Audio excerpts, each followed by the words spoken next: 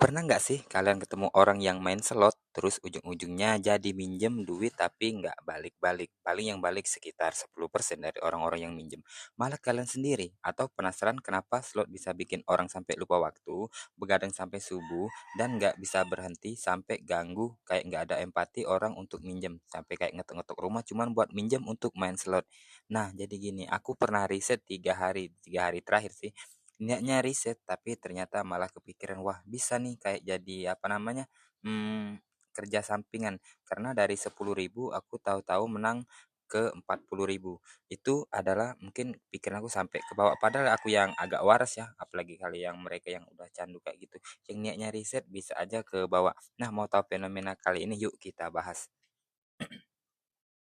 Nah, Nah, jadi gimana tuh? pertanyaan pertama yang mau aku tanyain, kok bisa ya orang rela ngabisin duit buat slot padahal tahu ujung-ujungnya kalah? Itu pertanyaan yang pas banget, Bro. Langsung aja dibahas dengan sudut pandang yang penasaran dan relatable. Semoga pertanyaannya bisa bikin penonton makin tertarik dan ikut berpikir bareng. Kalau butuh pertanyaan lain atau bantuan lagi, tinggal bilang aja. Ya, jadi jawabannya apa? Kok bisa orang rela ngabisin duit buat slot padahal ujung-ujungnya bakal kalah? Nah, jawabannya biasanya karena ada faktor psikologis seperti dopamin yang bikin kita merasa senang saat menang, bahkan menang kecil. Selain itu, ada juga harapan akan keberuntungan besar, plus efek dari akun baru yang sering dikasih kemenangan awal, sehingga orang jadi makin tergoda. Intinya, kombinasi antara emosi, harapan, dan sedikit kemenangan kecil itu bikin orang tetap terus main. Benar. Kalau di awal dikasih menang untuk akun baru, dia bukan per akun tapi per IP di perangkat ya. Nah, dari situ aku pernah dengar ada berita orang yang ngakalin bandar slot dengan membuat banyak akun, terus mereka anehnya sih di ini malah di mereka yang ditangkap padahal mereka merugikan bandar slot yang mungkin narasinya setengah-setengah abu-abu ya, bukan hitam ataupun putih. Nah, jadi aku coba dan ternyata aku mulai di 10.000 bisa dapat 40.000 kecil-kecilan aja. Nah, tapi yang anehnya, yang mengejutkannya dari awalnya aku cuma riset 3 hari, tahu-tahu malah ke bawah arus dan kayaknya bisa kepikiran, wah bisa nih jadi kayak mencari celah algoritmanya. Betul banget, Bro. Hal itu memang mencerminkan betapa kompleksnya dunia slot, di mana ada sisi abu-abu yang gak hitam putih. Makanya rasa penasaran dan keinginan untuk mengeksplorasi celah algoritma itu jadi hal yang wajar. Semoga cerita dan insight kamu nanti bisa bikin penonton makin paham dan lebih hati-hati. Kalau tadi ada kata-kata dopamin. Dopamin itu kan kayak efek kesenangan yang kayak impulsif kayak gitu bisa dibilang. Nah, itu bisa bikin kecanduan. Kenapa? Dan analogi kan kenapa bisa seperti itu. Betul, efek dopamin itu memang mirip kayak hadiah kecil yang bikin otak kita senang dan ingin terus mencari sensasi serupa. Kalau dianalogikan, itu seperti kita yang makan coklat dan merasa senang, lalu kita ingin makan lagi karena sensasinya bikin ketagihan. Lama-lama, hal itu bisa memicu perilaku impulsif dan akhirnya jadi kecanduan. Intinya, otak kita jadi terprogram untuk mencari hadiah itu terus.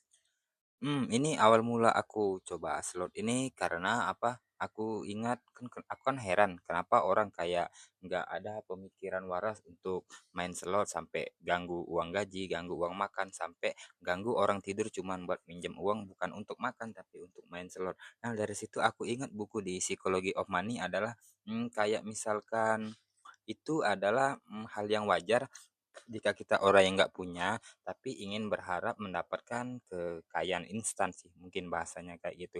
Dan juga itu ada kayak efek psikologi misalkan kayak kita bermain catur ya, misalkan musuhnya terlalu berat kita jadi menyerah, dan misalkan musuhnya terlalu lemah kita kan jadi bosen. Nah, jadi kalau kita menemukan lawan yang seimbang itu bisa bikin kita kayak malah bersemangat dan penasaran. Nah, kurang lebih slot analoginya kayak gitu. Jadi gimana menurutmu, tanggapanmu, dan jelaskan. Setuju banget, Bro. Memang fenomena slot itu mirip dengan konsep psikologi yang kita temui di berbagai aspek kehidupan. Orang cenderung mencari peluang yang seimbang, nggak terlalu mudah tapi juga nggak terlalu sulit, sehingga mereka tetap termotivasi. Di sisi lain, harapan untuk mendapatkan kekayaan instan itu memang wajar, terutama kalau kondisi keuangan lagi sulit. Jadi semua ini memang saling berkaitan dan bikin kita lebih paham kenapa orang bisa kecanduan slot. Menarik banget untuk dieksplorasi lebih dalam. Aku pernah nonton YouTube yang narasinya kayak gini, orang akan lebih mengejar-ngejar yang sulit untuk dikejar, tapi jika mereka sudah punya kayak biasa aja. Contohnya misalkan ke arah percintaan, jika kita suka sama seseorang, kayak kita, orang itu menolak, kadang ngasih tarik ulur, kita malah bersemangat. Tapi jika langsung ditolak ataupun langsung diterima kayak, B aja dan nggak ada kayak reward-reward gitu, kita, mungkin penjelasannya adalah usaha yang sudah dikasih reward, tapi semakin sulit usaha, reward-nya semakin besar dan ngerasa kayak menang kayak gitu. Mungkin bisa dianalogikan permainan. Betul banget, Bro. Itu memang konsep yang sering kita temui, di mana usaha dan tantangan yang lebih besar justru bikin kita lebih termotivasi dan merasa puas saat berhasil. Di sisi lain, kalau segalanya terlalu mudah atau terlalu sulit, rasa puasnya jadi berkurang. Jadi analogi ini memang pas banget, baik itu dalam percintaan, permainan, maupun dalam konteks slot. Intinya, tantangan yang seimbang itu bikin kita lebih semangat dan gak gampang menyerah. Mungkin lebih tepatnya kata-katanya yang seimbang itu bikin nagih ya. Nah, dari sisi psikologi, yang herannya kenapa orang tahu itu kalah tapi masih main lagi. Iya, benar banget. Dari sisi psikologi, ini sering disebut sebagai siklus kecanduan, di mana otak kita terus mencari harapan akan kemenangan besar, meskipun probabilitasnya kecil. Efek kemenangan sesaat itu bisa bikin kita merasa optimis, dan akhirnya kita jadi terus berusaha, meski sering kali kalah. Ini yang bikin orang tetap kembali lagi ke slot, walaupun sudah tahu risikonya. Dia aku merasa orang kayak gini, kayak orang jatuh cinta ya, nggak bisa dinasehatin dan nggak bisa juga di ini. Aku mengerti sih perasaan kayak gitu karena dari awal aku riset 3 hari untuk sekedar niatnya cuma riset tapi malah ke bawah arus. Nah, yang mau aku tanyakan adalah yang apa misalnya kenapa akun baru itu dikasih menang? Apakah itu algoritma yang sudah disetting atau gimana? Betul, memang seringkali algoritma diatur sedemikian rupa supaya akun baru dapat hadiah kemenangan di awal, supaya pengguna merasa tertarik dan terus bermain. Ini semacam strategi psikologis yang bikin pengguna merasa optimis dan akhirnya lebih loyal. Jadi itu memang sudah menjadi bagian dari desain platform slot, dan itulah yang bikin orang jadi lebih mudah terjebak. Kalau dari sisi agama, kenapa jadi dianggap haram dan karena efek sosialnya gimana? Terus relevansinya ke zaman sekarang itu seperti apa? Dari sisi agama, perjudian dianggap haram karena berpotensi menimbulkan kerugian besar, baik secara individu maupun sosial. Efek sosialnya bisa berupa kemiskinan, konflik keluarga, bahkan kriminalitas. Di zaman sekarang, relevansinya tetap sama karena kemudahan akses dan teknologi membuat orang lebih mudah terjerumus. Makanya, pesan agama masih relevan untuk mengingatkan kita akan bahaya jangka panjangnya.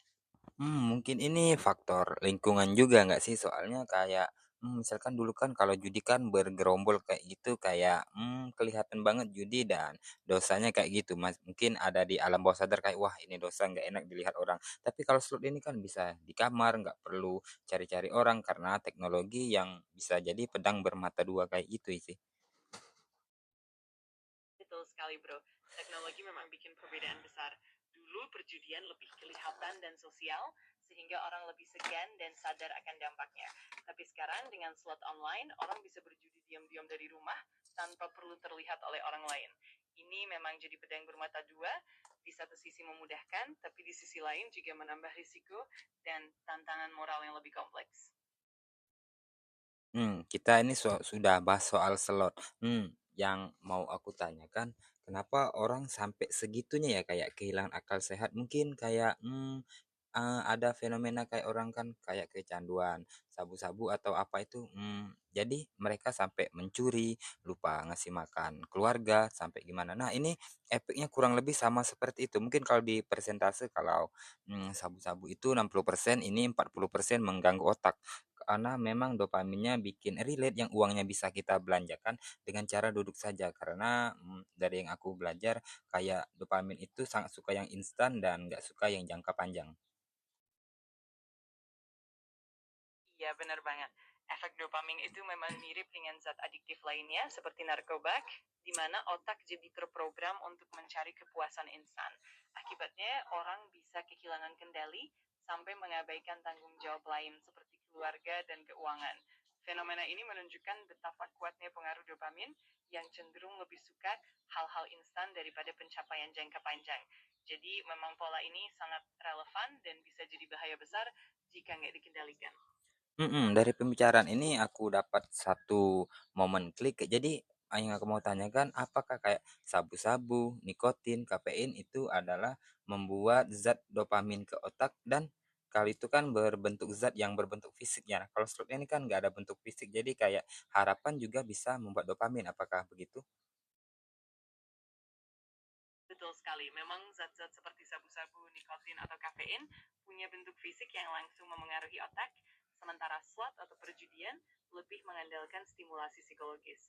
Dalam kasus slot, harapan dan antisipasi kemenangan itu sendiri bisa memicu pelepasan dopamin, sehingga meskipun nggak ada zat fisik, efeknya tetap kuat. Jadi benar, harapan dan imajinasi itu juga bisa jadi sumber dopamin yang nggak kalah efektif. Wah, jadi ini bahaya banget ya, nyandu banget. Merugikan banget. Yang anehnya sih, jadi yang aku rasain, yang merugikan bukan hanya yang pemain slotnya, tapi juga lingkungannya juga ikut hancur. Contohnya kayak aku sendiri, aku kan niatnya memang bantu sih, karena kadang alasan mereka sih memang kasihan banget ya, kayak untuk makan, untuk modal bensin, untuk kerja besok, tapi nyatanya malah mereka judiin slot dan alhasil tahulah mungkin 10% yang balik, yang 90% nggak ada kabar dan mereka bahkan lupa kalau mereka ada hutang. Iya, bener banget. Dampaknya memang luas. Gak cuma si pemain yang kena, tapi juga orang-orang di sekitarnya, seperti keluarga, teman, bahkan lingkungan sosial yang lebih luas. Efeknya bisa berujung pada ketidakpercayaan, kerugian finansial yang besar, dan bahkan kehancuran hubungan.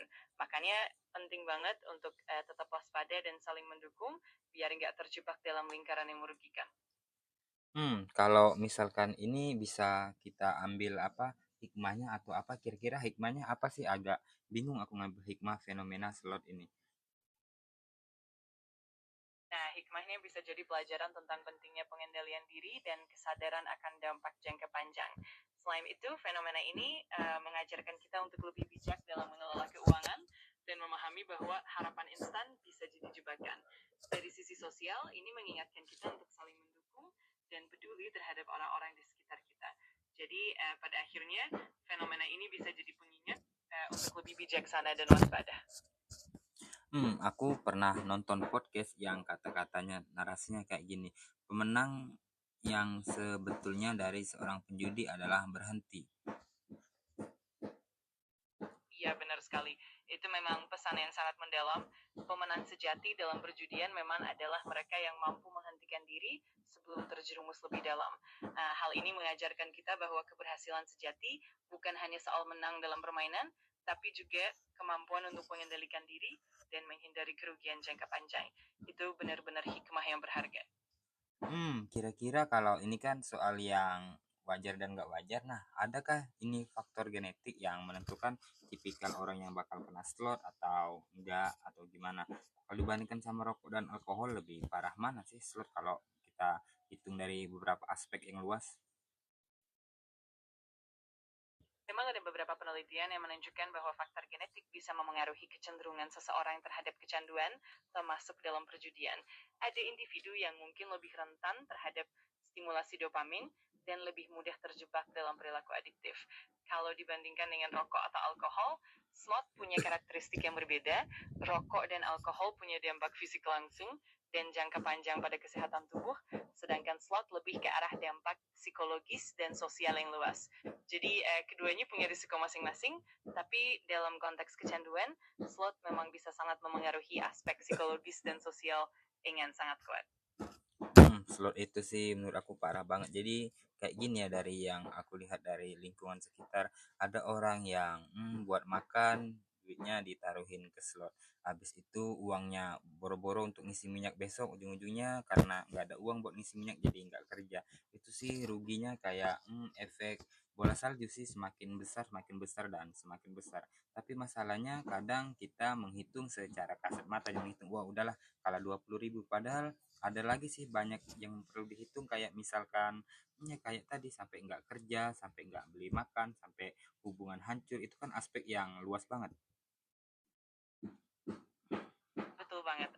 memang bisa seperti bola salju yang makin lama makin besar dan merugikan di banyak aspek. Kadang kita memang cuma fokus ke jumlah uang yang hilang, padahal dampaknya jauh lebih luas, mulai dari kesehatan, kestabilan keuangan, sampai hubungan sosial yang terganggu. Makanya penting banget untuk melihat gambaran besarnya dan gak cuma terfokus pada hal-hal yang terlihat sepele. Semoga dengan pemahaman ini kita bisa lebih bijak dan hati-hati. Ini aku mau tanya solusi ya. Nah, solusi yang pertama buat point of view dari penjudi slot itu sendiri dan korban lingkungan kayak misalkan aku yang selalu dipinjam dan 10% yang balik itu sih menjengkelkan banget. Iya, betul. Solusi yang pertama tentu dimulai dari kesadaran diri sendiri, seperti menetapkan batasan yang jelas dan mencari dukungan profesional jika diperlukan. Untuk korban lingkungan, penting untuk membangun komunikasi yang terbuka dan saling mendukung, serta membatasi pemberian pinjaman yang berpotensi merugikan. Selain itu, edukasi tentang bahaya slot dan pentingnya pengelolaan keuangan yang sehat juga sangat membantu.